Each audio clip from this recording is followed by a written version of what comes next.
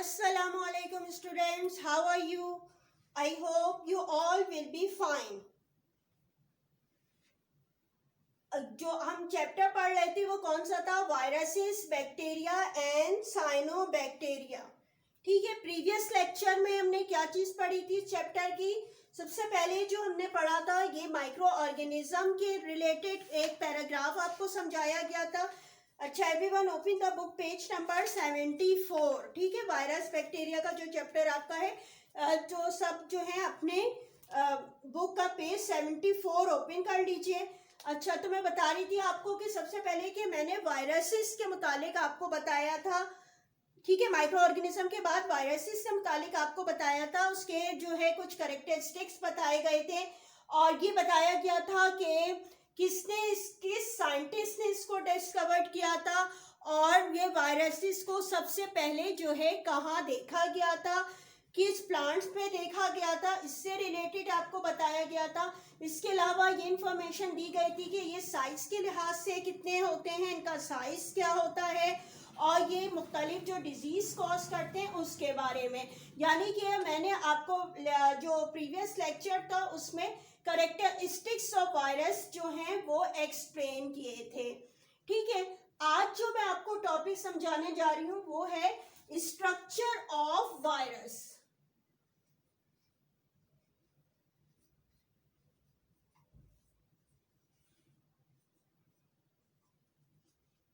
ठीक है, आज जो पढ़ेंगे वो क्या है? Structure of virus.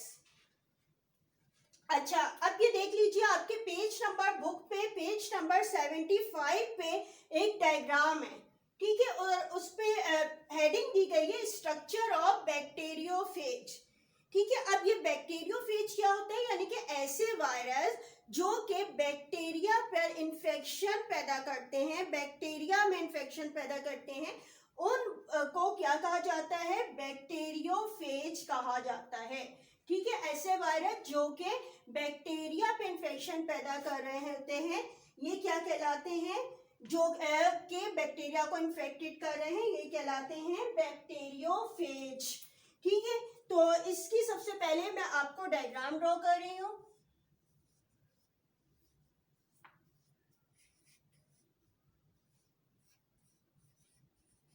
बैक्टीरियोफेज की. ठीक है, अब इसमें देख लीजिएगा इसकी जो डायग्राम है इसकी जो होता है ऊपर का पहले जो मैं ड्रॉ कर रही हूं हेड का पोर्शन.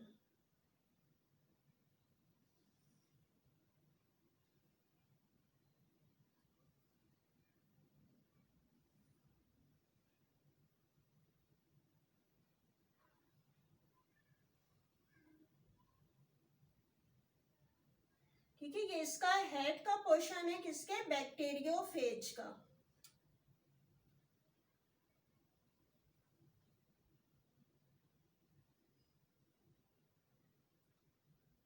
ठीक है, और इसके अंदर जो मौजूद होते हैं इसके अंदर मौजूद होते हैं न्यूक्लिक एसिड.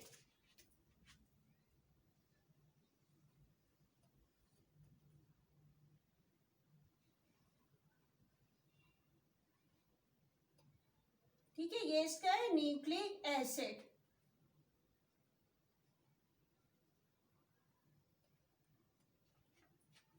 और इसके नीचे की तरफ अगर हम देखें तो इसकी ये जो है ये वाला पोर्शन जो होता है ये इसका टेल का पोर्शन होता है.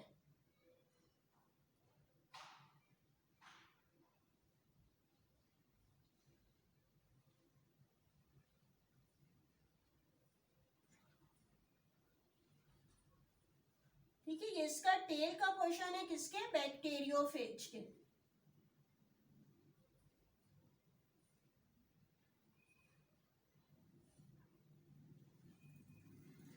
और इसमें जो है कुछ फाइबर्स लाइक स्ट्रक्चर मौजूद होते हैं जो कि इस टेल वाले हिस्से से ही नीचे की तरफ मौजूद होते हैं.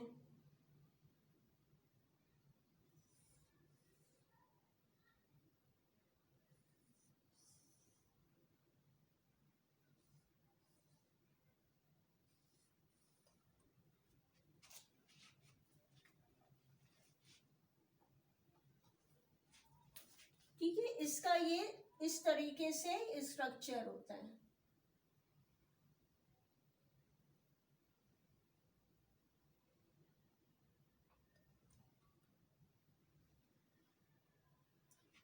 अच्छा, अब देख लीजिए इसके, यानी कि ये जो वायरस होते हैं, इसका अगर हम स्ट्रक्चर देखें तो ये स्ट्रक्चर के लिहाज से जो होते हैं, वैसे तो ये मुख्तलिफ शेप्स में मिलते हैं, यानी कि रॉड लाइक भी होते हैं, टेडपोल की सूरत में भी होते हैं। टेडपोल कैसे होते हैं, जो क्या होते हैं, फ्रॉग से जो फ्रॉग का जो एग होता है, ठीक है, एग हैच होने के बाद जो बेबी फ्रॉग निकलते हैं वो कैसे कहलाते हैं, टेडपोल लाइक, यानी तकरीबन फिश लाइक स्ट्रक्चर से मिलते जुलते होते हैं।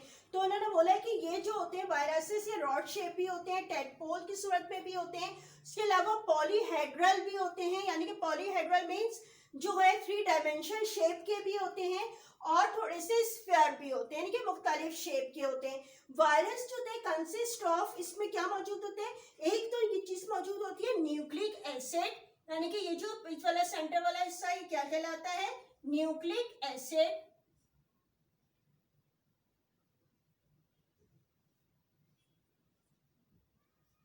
ठीक है, इसमें न्यूक्लिक एसिड मौजूद होता है।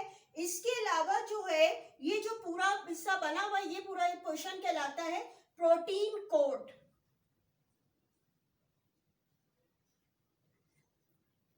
ठीक है, ये प्रोटीन कोट कहलाता है, प्रोटीन से बना हुआ होता है, तो इसको कहते हैं प्रोटीन कोट। ठीक है, और ये वाला हिस्सा जो होता है, यानी कि ये पूरा पोर्शन जो है उसको हम क्या भी कहते हैं, ये इसका हेड कहलाता है। ठीक है, ये इसका हिस्सा जो कहलाता है, क्या कहलाता है, हेड का पोर्शन कहलाता है। और इसके बाद ये जो यहाँ से इसका नीचे वाला पूरा पोर्शन होगा, वो इसकी टेल और फाइबर्स तक का हिस्सा होगा, ये कहलाएगा जो होता है ये टेल का पोर्शन। ठीक है, अब आ जाते हैं फिर इसके स्ट्रक्चर की तरफ ही, कि जो न्यूक्लिक एसिड होता है कंसिस्ट ऑफ सेवरल और सिंगल डीएनए और आरएनए। ठीक है, अब ये जो होता है, यानी कि ये जो न्यूक्लिक एसिड है, ये या तो ये सिंगल होता है या बहुत ज्यादा भी होते हैं। ये जो होते हैं दरअसल डीएनए और आरएनए के मॉलिक्यूल्स होते हैं। ठीक है, अब जो स्मॉलेस्ट वायरस होता है उसमें ओनली 4 जीन मौजूद होती है, लेकिन जो कि लार्जेस्ट किस्म के जो वायरसेस मौजूद होते हैं उसमें अप टू 200 भी जो है जीन्स मौजूद होती हैं।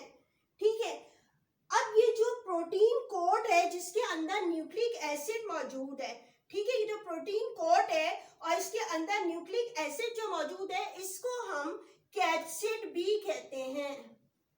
क्या कहते हैं जी हाँ, इसको कैप्सिड भी कहा जाता है। अच्छा, ये it is a different shape, ये मुख्तलिफ शेप्स में मौजूद होते हैं।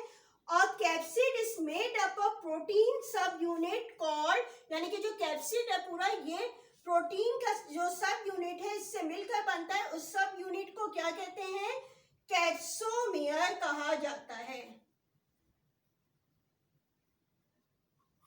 ठीक है, इसको क्या कहते हैं, कैप्सोमियर कहा जाता है, ये जो प्रोटीन का कोट बना हुआ होता है।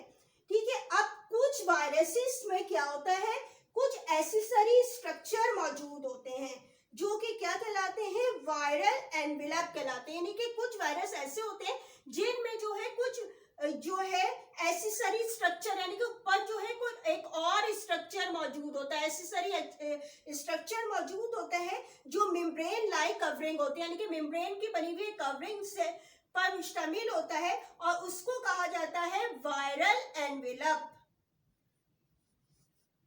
Viral envelope.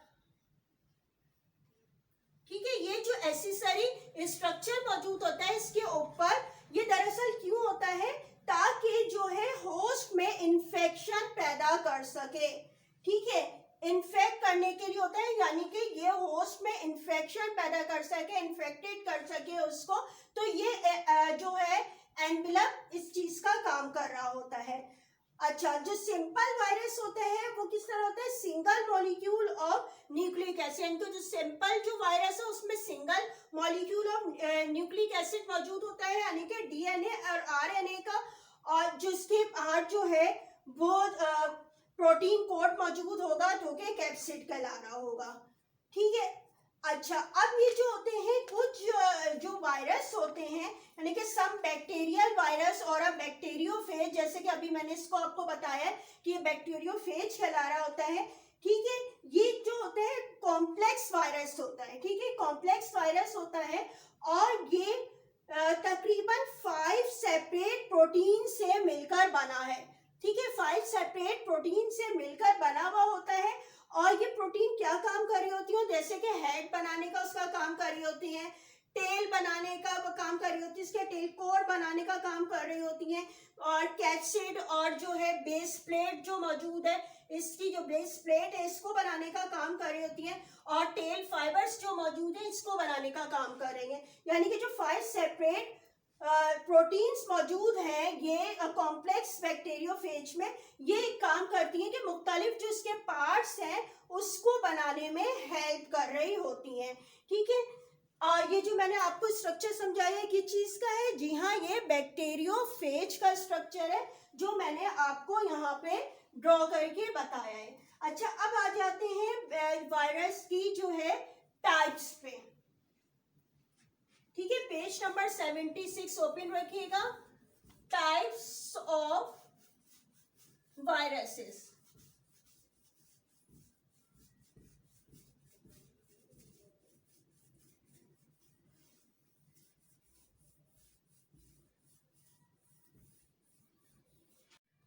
जी अब आ जाते हैं टॉपिक पे, टाइप्स ऑफ वायरसेस। ठीक है, open the book page number 76, types of virus.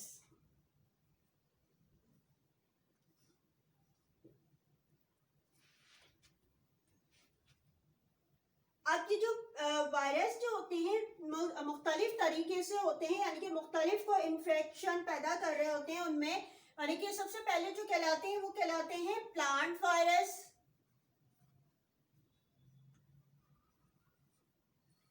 ठीक है, प्लांट वायरसेस किसको इन्फेक्ट करेंगे, लाजमी बात है किसको इन्फेक्ट कर रहे होंगे, प्लांट को। और इसी तरीके से एनिमल वायरस,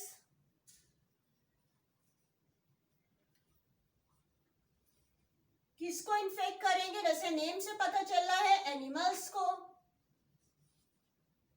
इसी तरीके से थर्ड टाइप के वायरस कौन से होते हैं, बैक्टीरियोफेज, जो कि अभी मैंने आपको समझाया भी है।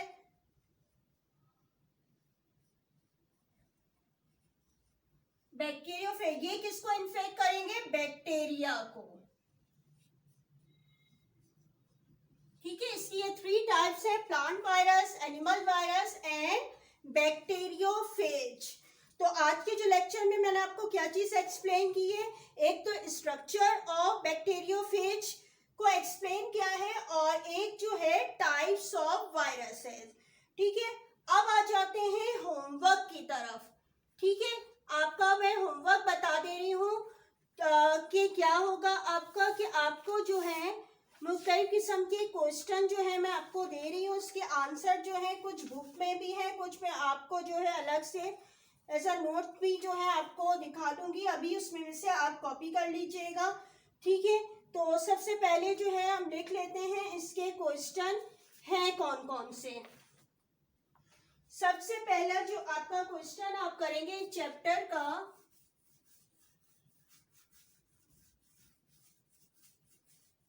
क्लास 9। अब होमवर्क देख लीजिए, मैं क्वेश्चन लिख रही हूँ, ये कॉपी कर लीजिए। फर्स्ट क्वेश्चन है, how are viruses discovered.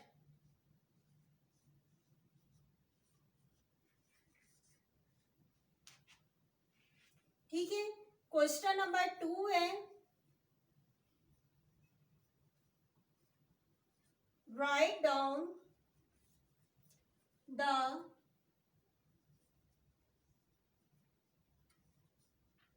characteristics of viruses।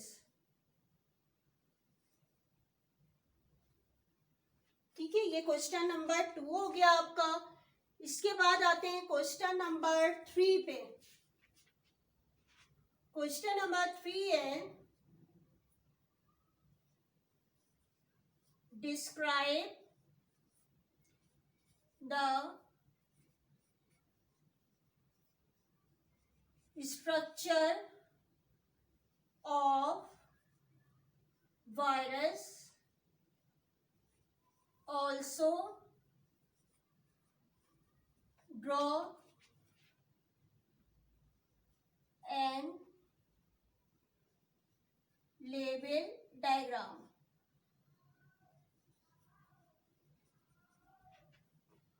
ठीक है, क्वेश्चन नंबर 4 है आपका write different types of viruses। ठीक है, ये 4 क्वेश्चंस है, आप देख लीजिए, इसको कॉपी कर लीजिए और जो है इसके बाद फिर मैं आपको बुक में अभी जो है इसके मार्किंग करवा रही हूँ, तो आप सही से समझ के कीजिएगा कि कहाँ से कहाँ तक जो है इसके आंसर्स हैं। क्लास 9 आंसर देख लीजिए, होमवर्क जो दिया है मैंने। फर्स्ट क्वेश्चन आपका क्या है, हाउ आर वायरसेस डिस्कवर्ड। ठीक है, सबसे पहले वायरस की हेडिंग डाल के थोड़ा सा एक्सप्लेन कर दीजिएगा, उसके बाद डिस्कवरी ऑफ वायरसेस। ठीक है, फिर ये 2 पैराग्राफ की फॉर्म में ये लिखिएगा। इसके बाद क्वेश्चन नंबर 2, क्वेश्चन नंबर 2 क्या है आपका, write down the characteristics of viruses. ठीक है, कैरेक्टरिस्टिक्स ऑफ वायरसेस की पहले सेंटर हेडिंग डालिएगा और इसके बाद साइड हेडिंग डाल के जो है आपने आंसर लिखना है। ठीक है, साइड हेडिंग डाल दीजिएगा इस तरीके से, जैसे border line of living and non living, फिर एक्सप्लेन किया, फिर सेकेंड, फिर थर्ड, ठीक है, फिर फोर्थ, फिर इसके बाद फिफ्थ हेडिंग, फिर सिक्स। ठीक है, और इसका आंसर जो है कंप्लीट होगा जाके 7 और 8 यहाँ पे। ठीक है, यहाँ तक आप लिख लेंगे इसको। ये क्वेश्चन नंबर 2 का आंसर बताया मैंने, सही है। क्वेश्चन नंबर 2 का आंसर यहाँ तक हो गया। इसके बाद आप जो है वो टेक्स्ट बुक पे आ जाइए। Question number 3, describe the structure of viruses and draw diagram, draw and label diagram. ठीक है, आपका जो लेबल डायग्राम है वो तो यही है, जारी सी बात है, ये आपने पूरी बनानी है आपने इसी तरीके से इसको। अच्छा, इसका आंसर जो है वो मैं बता रही हूँ। सबसे पहले आपने क्या करना है, मेन हेडिंग डालिएगा स्ट्रक्चर ऑफ वायरस। ठीक है, structure of virus centre heading होगी। इसके बाद शेप की नंबर 1 करके शेप की साइड हेडिंग आप डालिएगा। ठीक है, शेप करके साइड हेडिंग डालिएगा आप, और फिर ये वाली लाइन यहाँ पे लिख लीजिएगा स्फीयर का। इसके बाद पार्ट्स ऑफ अ वायरस। ठीक है, वायरस के जो मुख्तलिफ पार्ट्स हैं उसको डिस्क्राइब किया गया है, तो पार्ट्स ऑफ अ वायरस की हेडिंग होगी। और इसके बाद आप क्या करेंगे, जो है यहाँ पे आपको एक्सप्लेन करने हैं, वायरस में consist of the following parts. ठीक है, द फॉलोइंग पार्ट्स, ये वर्ड आपने खुद ऐड करना है। कौन से फॉलोइंग पार्ट है, न्यूक्लिक एसिड है, कैप्सिड है, वायरल। अच्छा, वायरल में भी एनवेलप सिर्फ लिखा है, वायरल VIRL, वायरल जो है आपने ऐड करिएगा, viral envelope and tell fibres. ठीक है, यानी कि इन सब को अलग अलग करके फिर एक्सप्लेन करना होगा। पहले तो आप ये यहाँ से यहाँ लिख लेंगे, दोबारा समझ लें। पार्ट्स ऑफ अ वायरस का आपने हेडिंग डाल गए हैं, फिर वायरसेस में consist of the following parts, nucleic acid, capsid, envelope, viral envelope and tail fibre. ठीक है, अपनी सबसे नंबर 1 हेडिंग डालेगी न्यूक्लिक एसिड की। ठीक है, न्यूक्लिक एसिड में आपने यहाँ से यहाँ तक 200 जहाँ लिखा है यहाँ तक लिखिएगा। फिर आपकी जो हेडिंग आएगी वो आपकी हेडिंग आएगी जो है कैप्सिड का। ठीक है, कैप्सिड की हेडिंग आएगी, यहाँ से लेके आपने कैप्सोमेयर तक लिख लेना है, सही है। उसके बाद थर्ड हेडिंग आपकी वायरल एनवेलप की आ जाएगी, ये आपने यहाँ से लेकर होस्ट तक लिख लीजिएगा। ठीक है, इसके बाद नेक्स्ट पेज 76 पे आ जाइए। 76 पे आपने खुद से हेडिंग डाल दीजिएगा। पहले नंबर जो है डी करके ABCD करके डलवा रही हूँ, ठीक है। टेल फाइबर की यहाँ लिखिएगा कॉम्प्लेक्स वायरस सच एज, ठीक है, बैक्टीरियोफेज। फिर सेकंड लाइन पे आ जाइए, इस मेड अप ऑफ से लेकर पूरा आपने विद इन द हेड तक, ठीक है। दोबारा देख ले, टेल फाइबर की हेडिंग आएगी, आपने ऐड करना है complex virus such as bacteriophage, ठीक है। फिर सेकंड लाइन से आपने मेड अप ऑफ से लेकर यहाँ तक लिख लीजिएगा, तो ये आपका आंसर नंबर 3 कंप्लीट हो जाएगा, ठीक है। आंसर नंबर 3 यहाँ तक कंप्लीट हो जाएगा आपका। इसके बाद देखिए क्वेश्चन नंबर 4 है आपका, right different types of viruses, ठीक है। आप सेंटर हेडिंग डाल दीजिएगा पहले टाइप्स ऑफ वायरसेस की, ठीक है। इसके बाद आप ये लिखेंगे दे मे बी, ये पूरा आपने लिखा है, plant virus infecting plants, number 2 करके लिखिएगा ना, 1 2 3। एनिमल वायरस इन्फेक्टिंग एनिमल्स, अच्छा एंड काट दीजिए यहाँ से। फिर नंबर 3 बैक्टीरियोफेज, और फिर इसको भी इसी तरह विच काट दीजिएगा, इन्फेक्टिंग बैक्टीरिया, ठीक है। ये सिर्फ ये छोटा सा इसका आंसर है आपका क्वेश्चन नंबर 4 का। ये आप यहाँ पे कर लेंगे, क्वेश्चन नंबर 4 का ये आपका आंसर हो जाएगा 3 का। जिसे मैंने 1 2 3 एंड 4 जो है आपको जो है एक्सप्लेन कर दिए हैं, और ये जो है आपके इसके आंसर हैं इस चैप्टर के, वायरसेस, बैक्टीरिया एंड साइनोबैक्टीरिया, ठीक है। आज तक के लिए इतना ही है। इसके बाद जो चैप्टर आपका रिमेनिंग है इंशाल्लाह नेक्स्ट क्लास में एक्सप्लेन होगा। थैंक यू, अल्लाह हाफिज़।